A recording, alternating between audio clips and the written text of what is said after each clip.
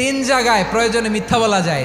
এক নাম্বার, আপনার ওয়াইফকে খুশি করার জন্য, সে একটু এরকম না বলে একটু কৌশল করে বললে খুশি হবে, ওটা বলা যায়। দুই নাম্বার, জীবন মরণের ব্যাপার, যান বাঁচানোর জন্য একটু কৌশল করে ঘুরিয়ে বললেন, এটা জায়েজ। তিন নাম্বার, দুইজন ঝগড়া লাগছে তাদেরকে মিলিয়ে দেওয়ার জন্য কৌশল করে একটু মিথ্যা বলা, ঘুরিয়ে বলা যায়। দুইজনের মধ্যে দেখলেন যে সম্পর্ক খারাপ, একজনরে বললেন, ভাই সে তো ওই দিন আপনার ব্যাপারে অনেক প্রশংসা। কি আমার ব্যাপারে প্রশংসা? কি বললো? এই বললো আপনি নাকি এই করছেন ওই করছেন, অনেক প্রশংসা। লোকটার মন খুশি হয়ে যাবে তার ব্যাপারে, ঠিক কিনা?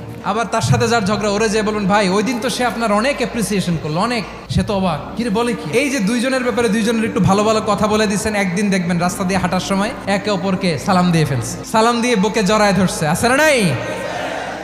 আবার মিলমিশ হয়ে গেছে। কিন্তু আমাদের স্বভাব হইলো, দুই প্রতিবেশী যদি একসাথে বসে একসাথে হাঁটে, দূর থেকে দেখলে আমাদের জ্বলে, আছে না নাই?